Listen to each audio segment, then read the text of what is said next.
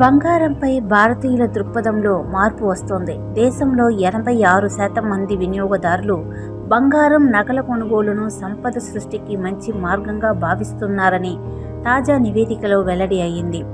Stocks, mutual funds వంటి market ఆధారిత పెట్టుబడులతో దాదాపు సమానంగా బంగారం పెట్టుబడులు ఉంటుందని తాజా అధ్యయనంలో వెల్లడి అయింది. బంగారాన్ని కేవలం సంప్రదాయ పెట్టుబడిగా, శుభకార్యాల్లో ధరించే వస్తువుగా కాకుండా పెట్టుబడుల కోసం వాటిని కొనేవారి సంఖ్య భారత్లో పెరుగుతోంది.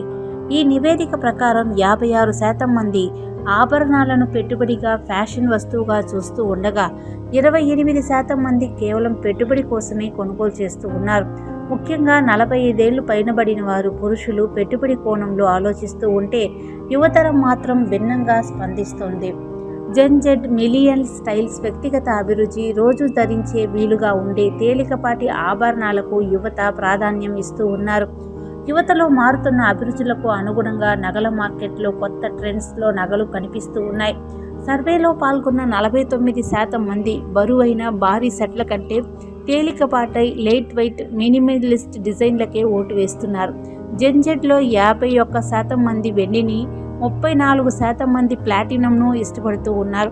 ఆధునిక డిజైన్లు, తక్కువ ధర, సులువుగా లభించడం వంటి కారణాలతో దాదాపు 45% మంది జెన్ జెడ్ మిలీనియల్స్ వెండి ఆభరణాలలో పెట్టుబడి పెట్టేందుకు ఆసక్తి చూపిస్తూ ఉన్నారు.